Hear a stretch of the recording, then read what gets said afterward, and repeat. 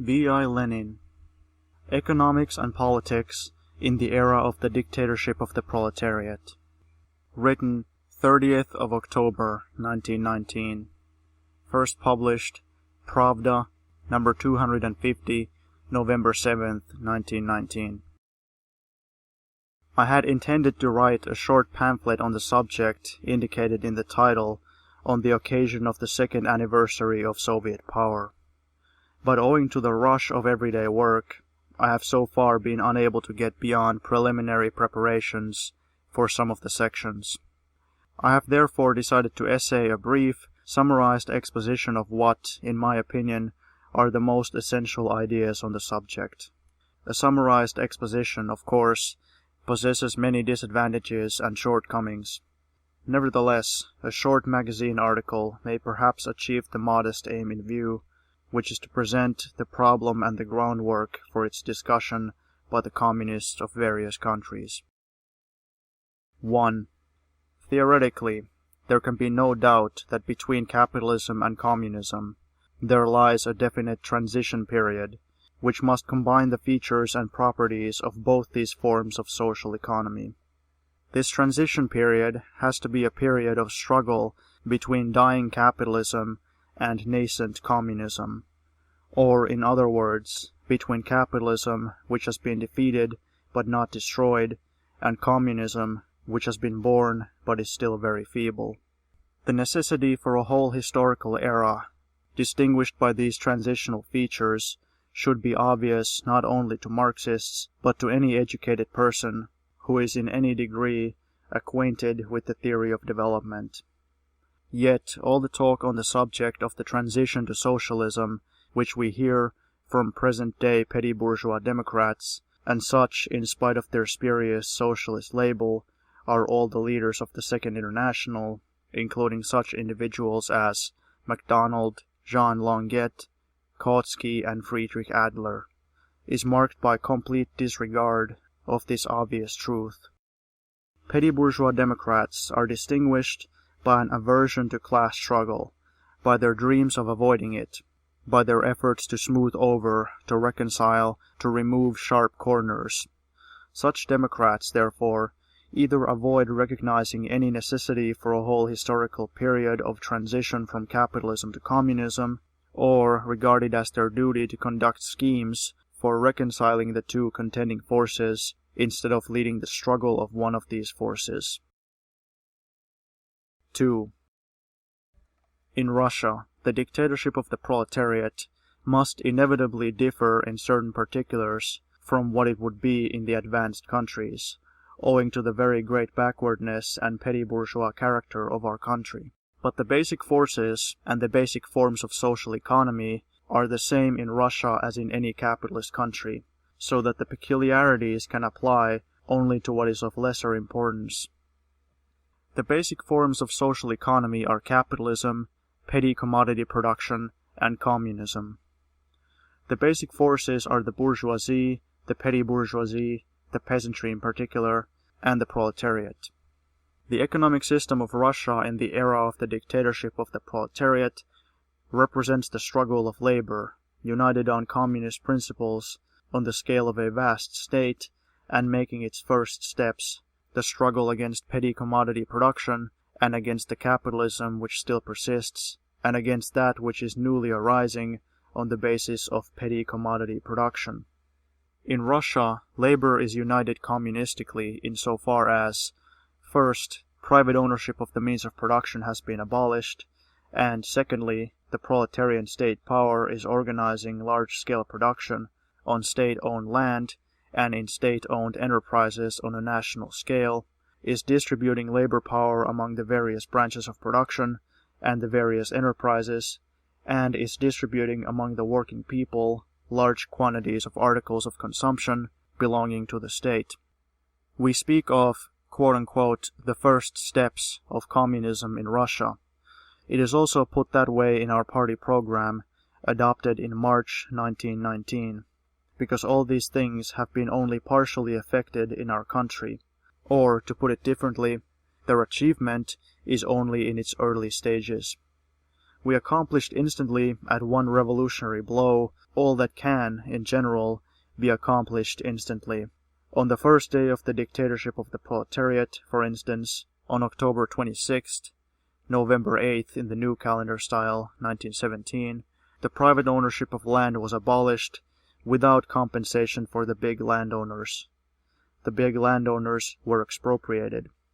Within the space of a few months, practically all the big capitalists, owners of factories, joint stock companies, banks, railways, and so forth, were also expropriated without compensation.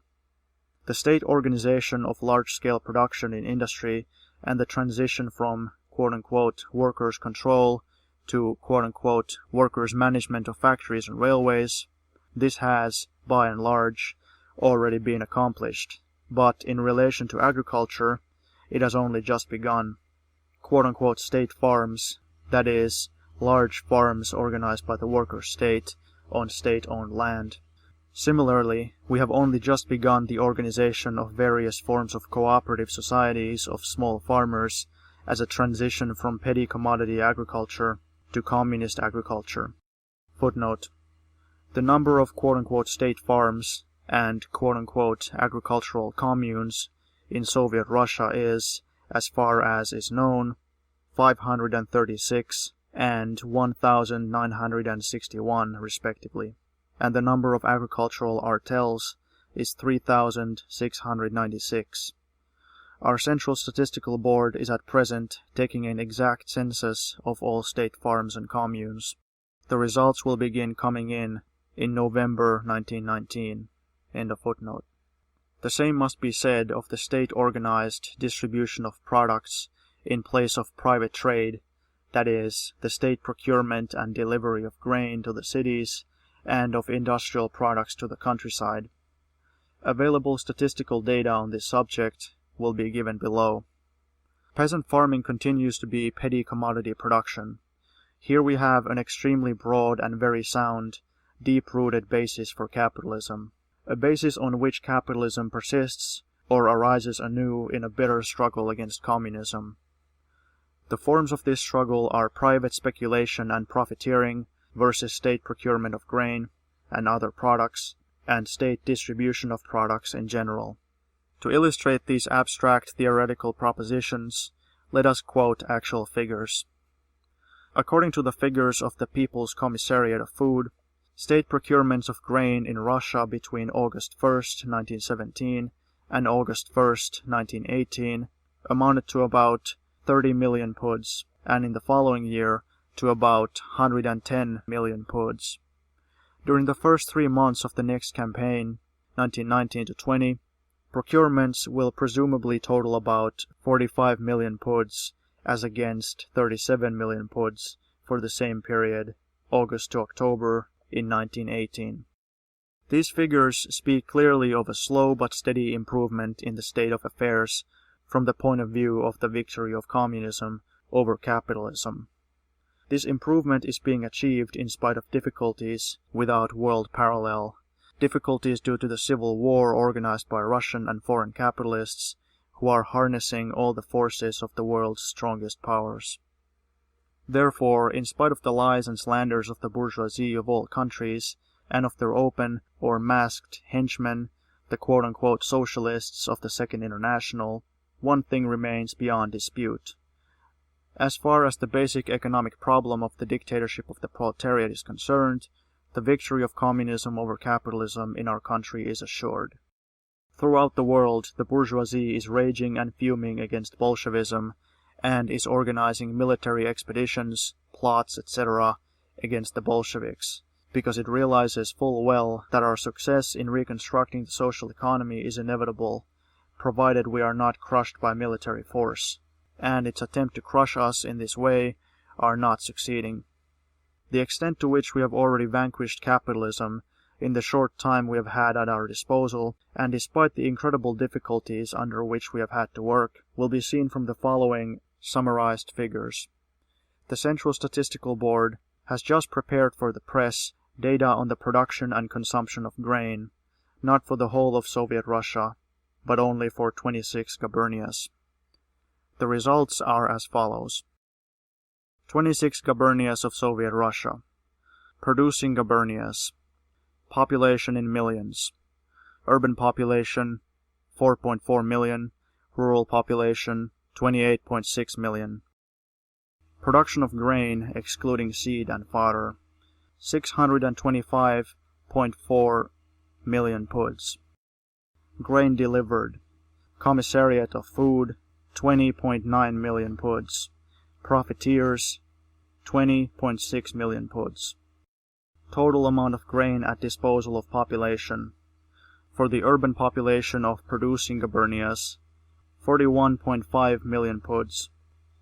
For the rural population of producing gubernias, 481.8 million puds. Grain consumption, puds per capita. Urban population of producing gubernias, 9.5. Rural population of producing gubernias, 16.9. Consuming gubernias. Urban population 5.9 million. Rural population 13.8 million. Production of grain excluding seed and fodder 114 million puds. Grain delivered. Urban consuming gubernias. By the Commissariat of Food 20 million puds. By profiteers 20 million puds. Rural consuming gubernias. By the Commissariat of Food 12.1 million puds. By profiteers 27.8 million puds. Total amount of grain at disposal of population. Urban population of consuming gubernias 40 million puds. Rural population of consuming gubernias 151.4 million puds. Grain consumption, puds per capita. Urban population of consuming gubernias 6.8. Rural population of consuming gubernias 11.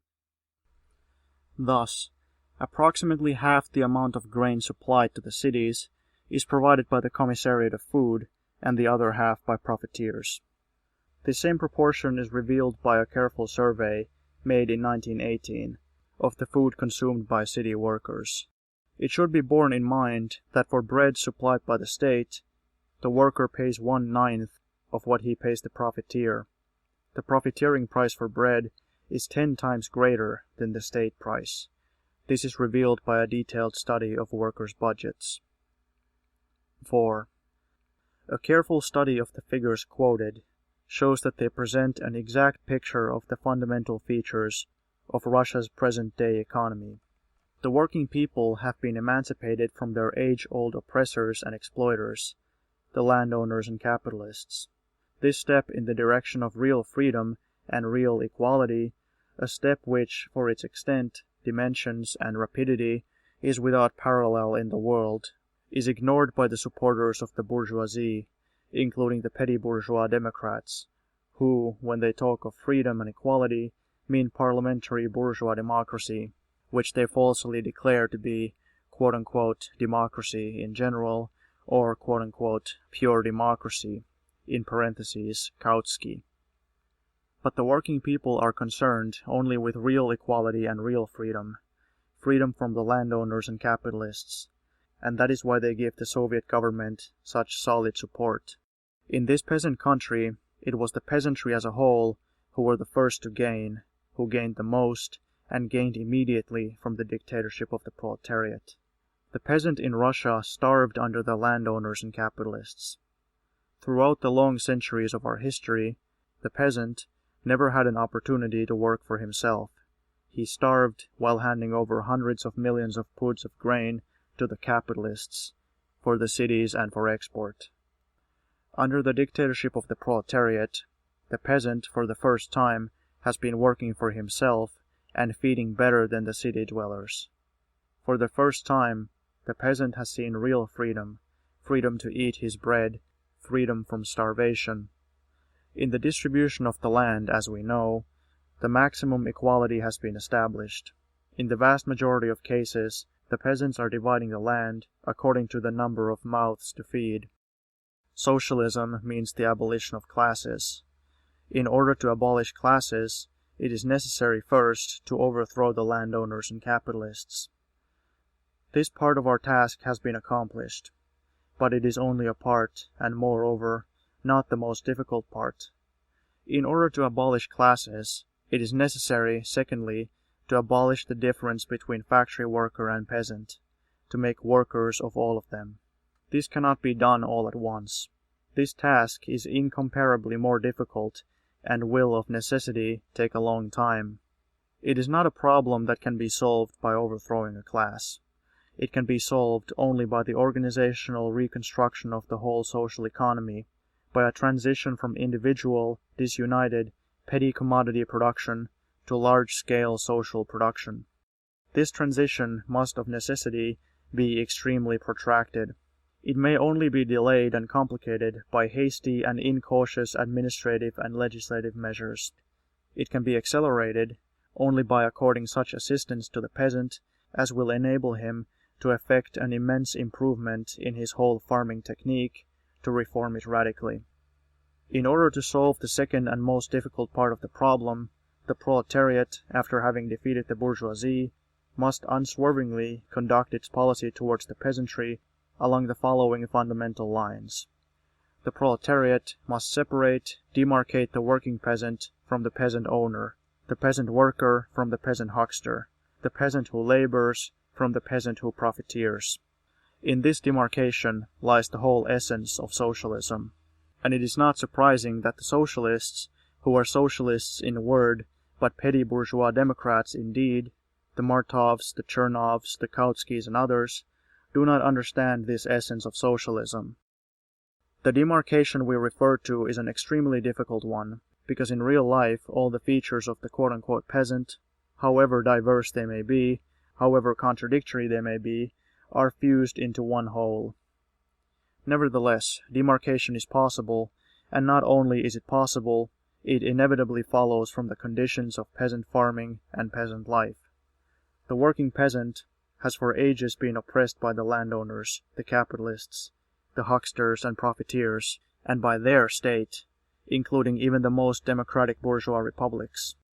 Throughout the ages, the working peasant has trained himself to hate and loathe these oppressors and exploiters, and this quote-unquote training, engendered by the conditions of life, compels the peasant to seek an alliance with the worker, against the capitalist and against the profiteer and huckster. Yet, at the same time, economic conditions, the conditions of commodity production, inevitably turn the peasant, not always but in the vast majority of cases, into a huckster and profiteer. The statistics quoted above reveal a striking difference between the working peasant and the peasant profiteer. The peasant, who during 1918 to 1919 delivered to the hungry workers of the cities 40 million poods of grain at fixed state prices, who delivered this grain to the state agencies despite all the shortcomings of the latter, shortcomings fully realized by the workers' government, but which were unavoidable in the first period of the transition to socialism, that peasant is a working peasant, the comrade and equal of the socialist worker, his most faithful ally, his blood brother in the fight against the yoke of capital. Whereas the peasant, who clandestinely sold 40 million poods of grain at 10 times the state price, taking advantage of the need and hunger of the city worker, deceiving the state, and everywhere increasing and creating deceit, robbery, and fraud, that peasant is a profiteer, an ally of the capitalist, a class enemy of the worker, an exploiter.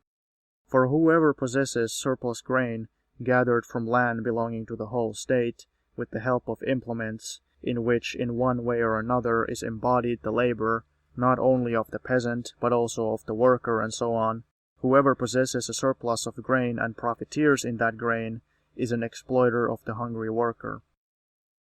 You are violators of freedom, equality, and democracy, they shout at us on all sides, pointing to the inequality of the worker and the peasant under our Constitution, to the dissolution of the Constituent Assembly, to the forcible confiscation of surplus grain, and so forth.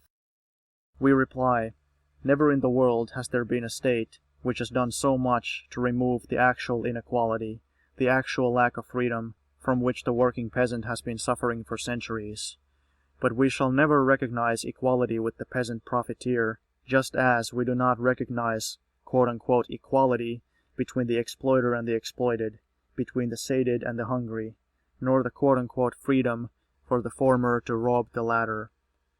And those educated people who refuse to recognize this difference we shall treat as white guards, even though they may call themselves Democrats, Socialists, Internationalists, Kautskys, Chernovs, or Martovs.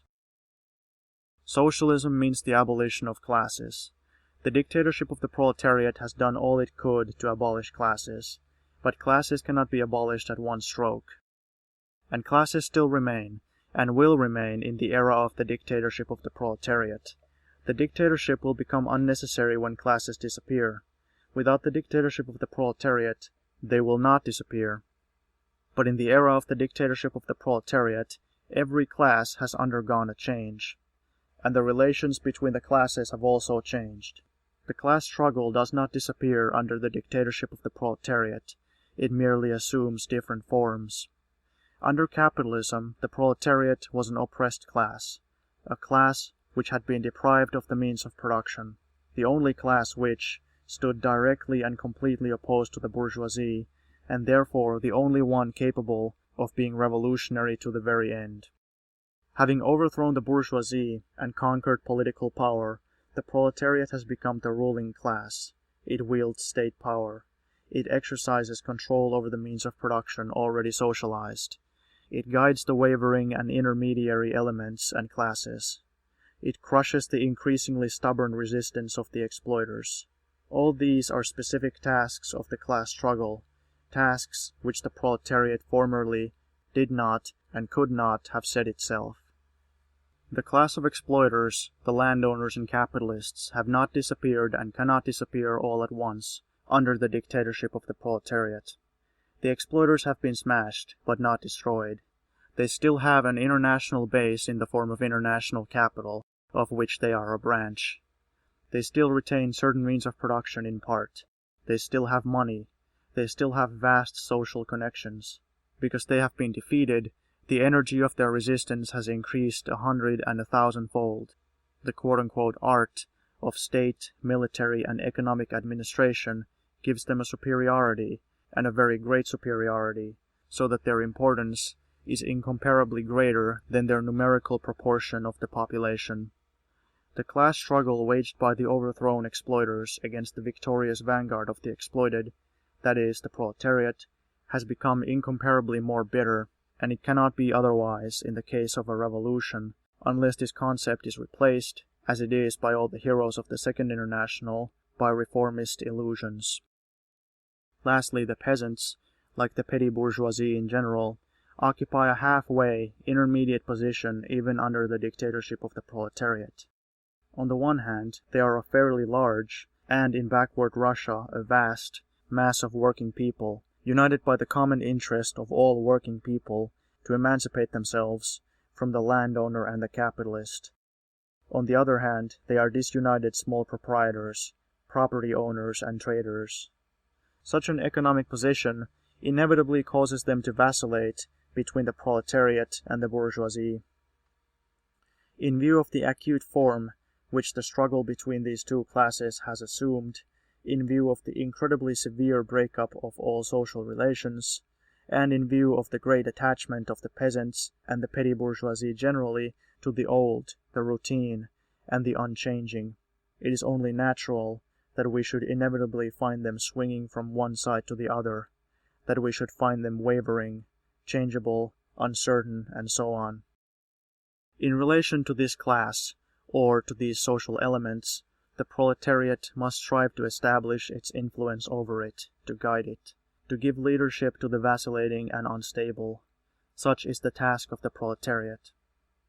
If we compare all the basic forces or classes and their interrelations as modified by the dictatorship of the proletariat, we shall realize how unutterably nonsensical and theoretically stupid is the common petty bourgeois idea, shared by all representatives of the Second International, that the transition to socialism is possible, quote, by means of democracy, unquote, in general. The fundamental source of this error lies in the prejudice inherited from the bourgeoisie that quote-unquote democracy is something absolute and above classes. As a matter of fact, democracy itself passes into an entirely new phase under the dictatorship of the proletariat, and the class struggle rises to a higher level, dominating over each and every form. General talk about freedom, equality, and democracy is in fact but a blind repetition of concepts shaped by the relations of commodity production. To attempt to solve the concrete problems of the dictatorship of the proletariat by such generalities is tantamount to accepting the theories and principles of the bourgeoisie in their entirety. From the point of view of the proletariat, the question can be put only in the following way: freedom from oppression by which class? Equality of which class by which? Democracy based on private property or on a struggle for the abolition of private property? And so forth. Long ago, Engels, in his Anti-Düring, explained that the concept, quote-unquote, equality, is molded from the relations of commodity production. Equality becomes a prejudice if it is not understood to mean the abolition of classes. This elementary truth regarding the distinction between the bourgeois democratic and the socialist conception of equality is constantly being forgotten. But if it is not forgotten, it becomes obvious that by overthrowing the bourgeoisie, the proletariat takes the most decisive step towards the abolition of classes, and that, in order to complete the process, the proletariat must continue its class struggle, making use of the apparatus of state power and applying various methods of combating, influencing, and bringing pressure to bear on the overthrown bourgeoisie and the vacillating petty bourgeoisie. To be continued. October 30th, 1919.